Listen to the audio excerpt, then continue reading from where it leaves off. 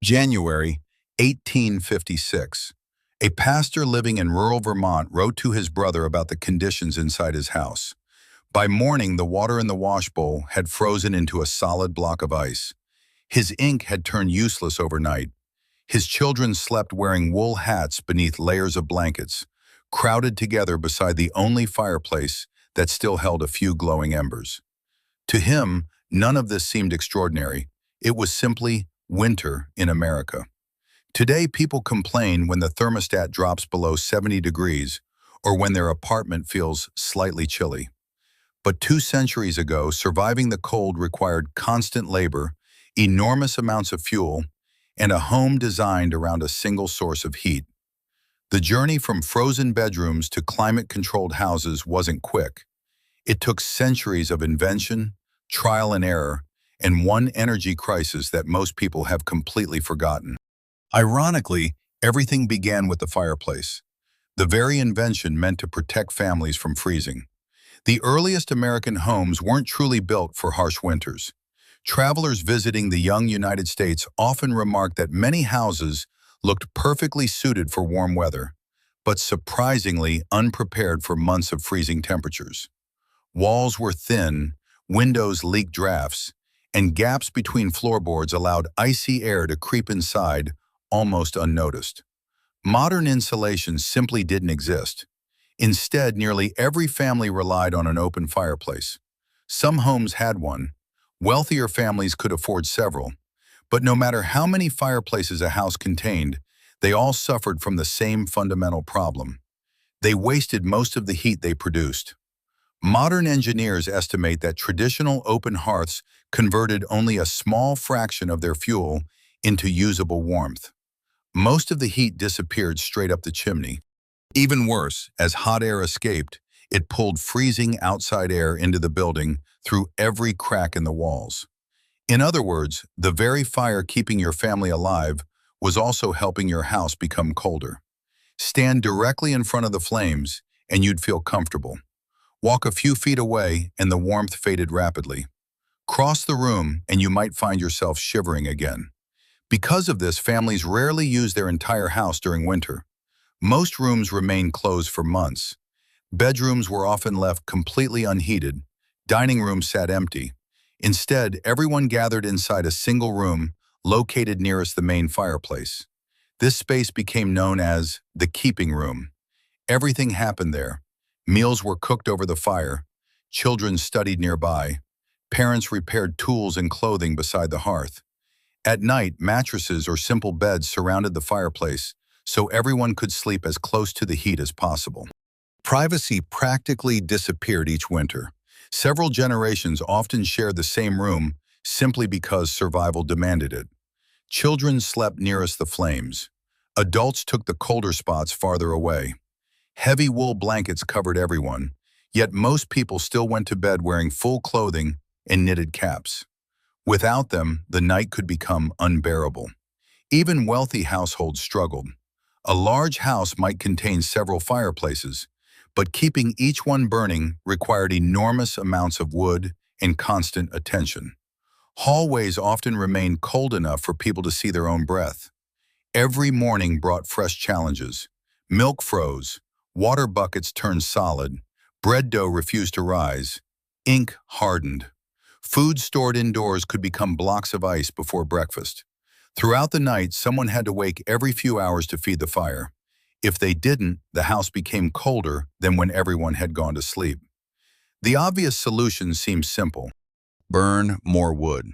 So Americans did exactly that, and before long the country faced a problem almost nobody today remembers.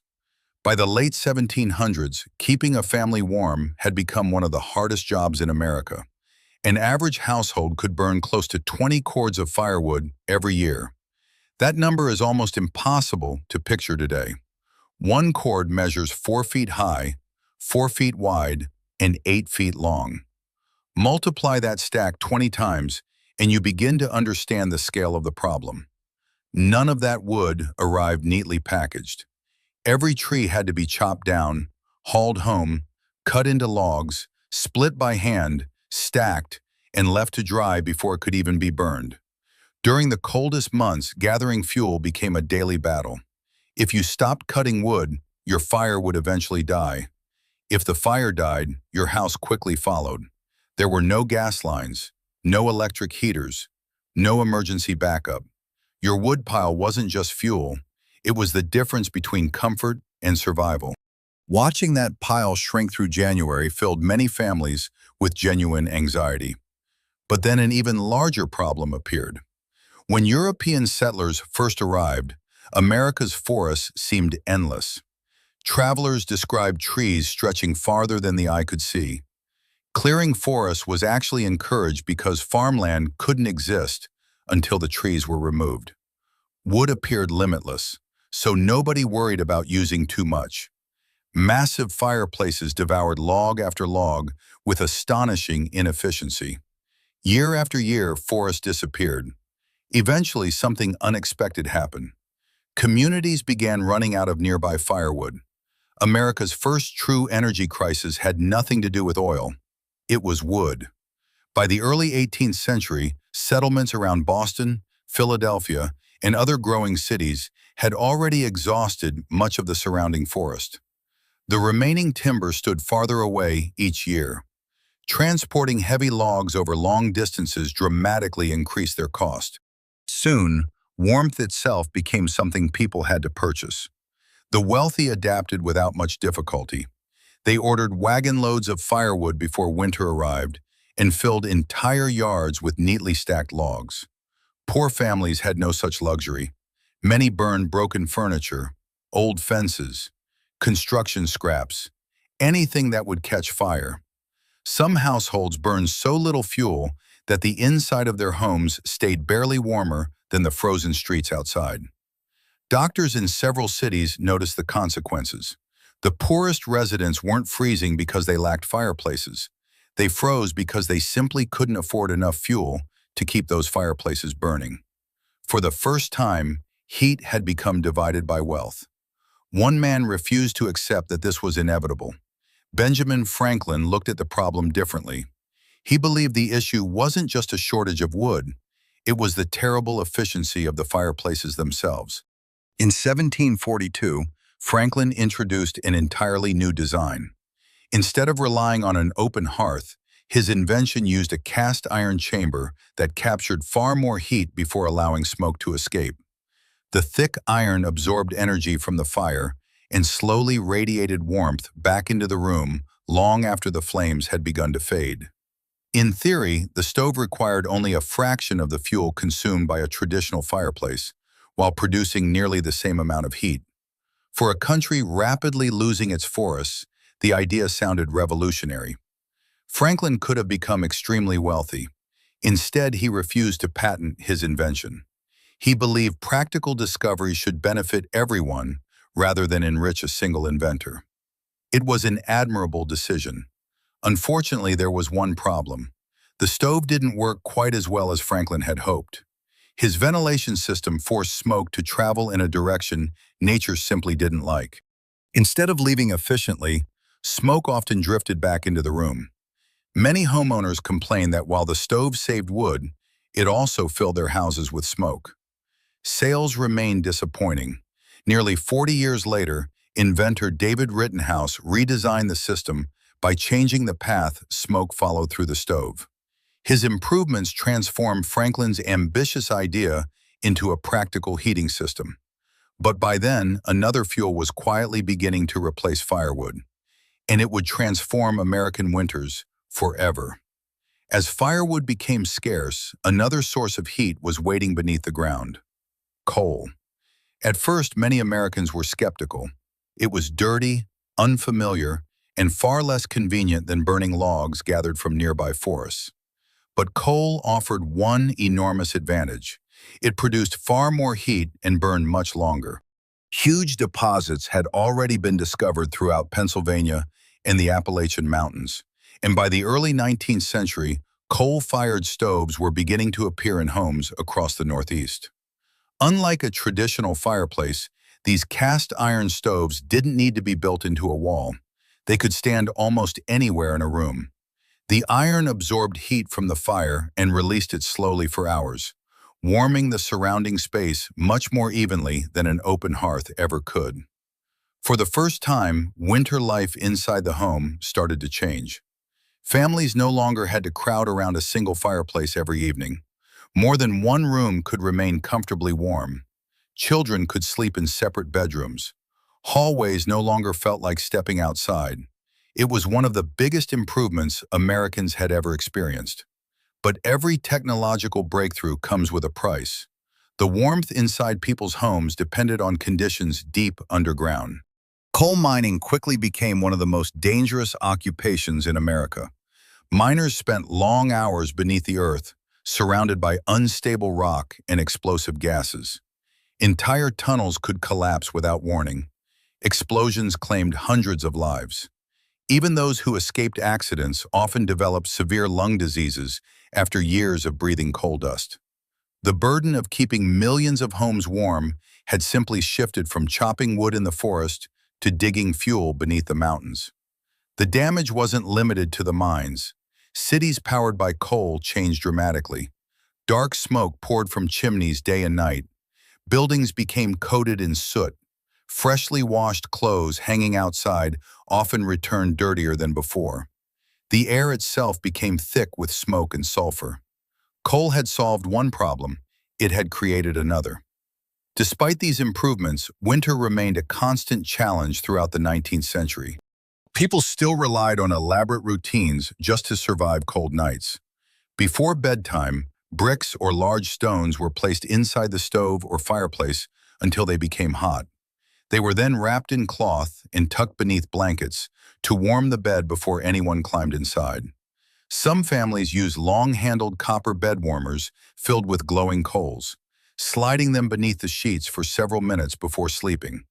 The heat disappeared quickly. After that, people depended on heavy blankets and body heat. Sleeping caps remained essential. Bedrooms were rarely heated enough to prevent your breath from becoming visible in the air. Wool hats, thick socks, and several layers of clothing stayed on all night. Blankets were so heavy that rolling over required real effort. Children frequently shared beds, not because there weren't enough mattresses, but because several bodies generated far more warmth than one. Winter even influenced relationships. One of the strangest customs of early America was known as bundling. Young couples who were courting sometimes spent an evening sharing the same bed while fully dressed, occasionally separated by a wooden board placed between them. To modern ears, it sounds unbelievable. At the time, it made perfect sense. Heating an extra room for an evening visit required precious fuel. A bed already filled with warmth cost nothing. Families accepted the arrangement because conserving firewood mattered more than appearances. Cold dictated nearly every decision. Meals became heavier during winter because the body burned enormous amounts of energy simply staying warm. Stews simmered for hours over the stove. Beans, preserved meats, and thick porridges filled dinner tables. Fresh produce nearly vanished until spring.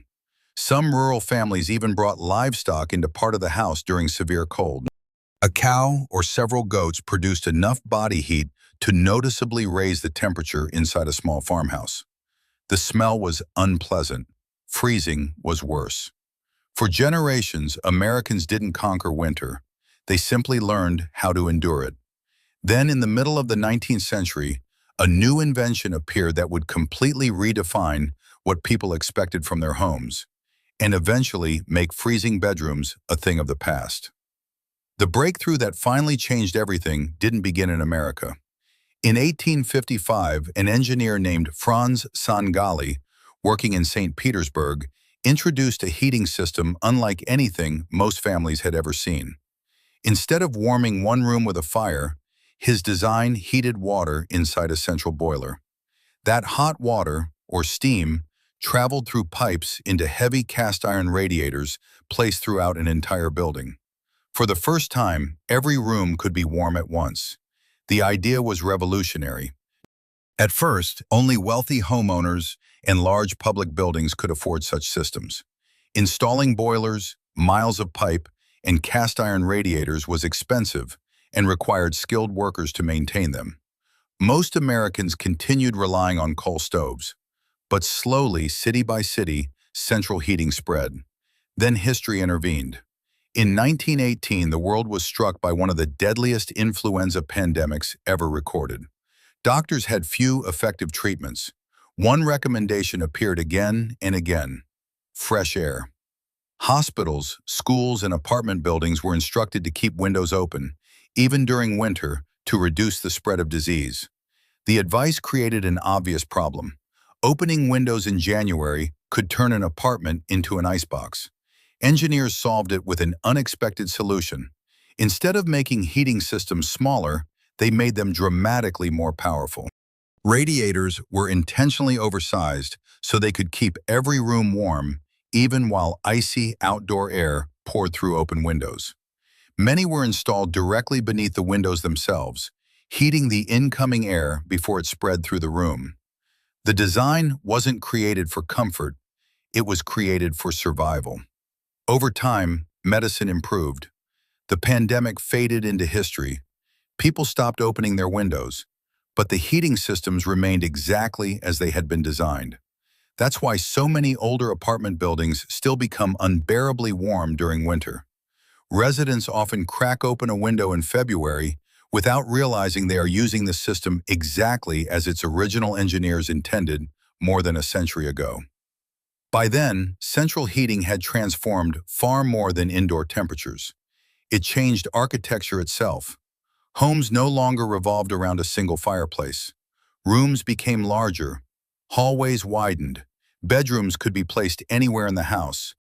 Open floor plans, now considered completely normal, only became practical because warm air could be distributed throughout an entire building instead of gathering around one fire. Daily life changed just as dramatically. Heavy indoor coats, wool hats, and multiple layers slowly disappeared. Families no longer spent every evening crowded into one room. Children gained private bedrooms. Even courtship traditions faded away. Practices like bundling disappeared because families could finally heat sitting rooms instead of asking young couples to conserve fuel by sharing a warm bed. Winter stopped controlling everyday life. Eventually, thermostats, furnaces, and central heating became so ordinary that most people stopped thinking about them altogether. Warmth became something expected rather than earned.